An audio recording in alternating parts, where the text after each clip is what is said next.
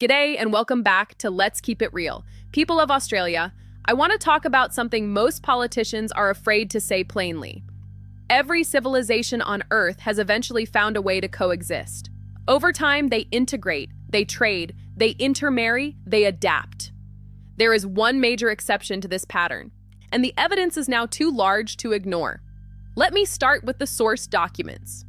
Not with anecdote, not with emotion, with what Islam's own texts actually say. Quran 5:51, O you who believe, do not take the Jews and the Christians as friends and allies. Quran 3:28.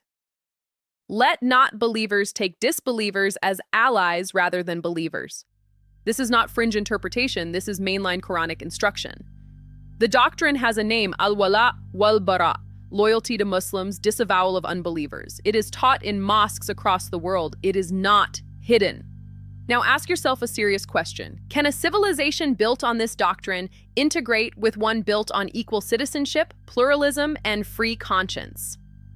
The evidence says no. In the United Kingdom, cities like Bradford and Luton have seen the emergence of parallel societies, Sharia councils operating outside British law. An ICM poll found 52% of British Muslims wanted Sharia law introduced. A Channel 4 survey found 52% believed homosexuality should be illegal.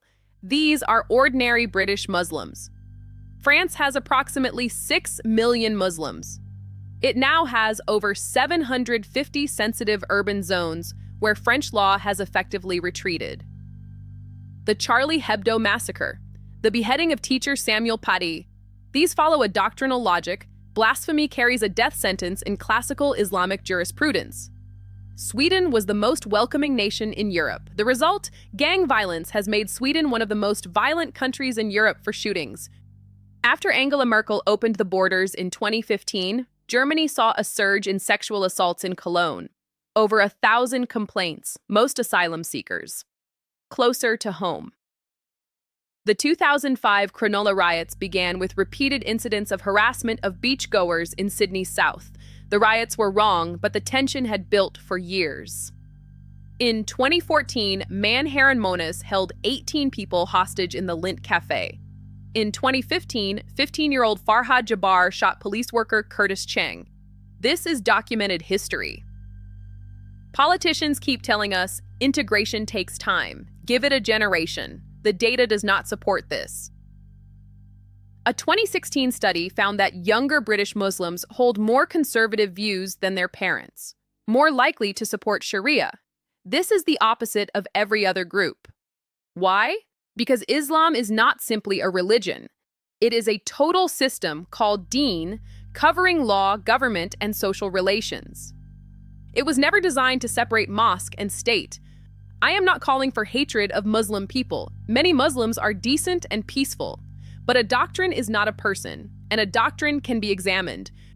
When the doctrine instructs its followers not to take unbelievers as close friends, when its own legal system supersedes national laws, that doctrine is structurally incompatible with pluralism. This is not Islamophobia. It is pattern recognition. Every other culture has eventually found a way to sit at the table together. The evidence suggests Islam as a system does not. The Bible speaks directly to what happens when leaders suppress truth. Woe to those who call evil good and good evil, who put darkness for light and light for darkness. Woe to those who say that evil is good and good is evil, that dark is light and light is dark. You are in for trouble if you call evil good and good evil. If this video has given you language for something you already knew in your gut, share it, because the conversation our politicians refuse to have, we are having it here, without apology. Find us on YouTube, X, and Facebook at Let's Keep It Real 2026. I'm your host, and this is Let's Keep It Real. Until next time, this is Let's Keep It Real.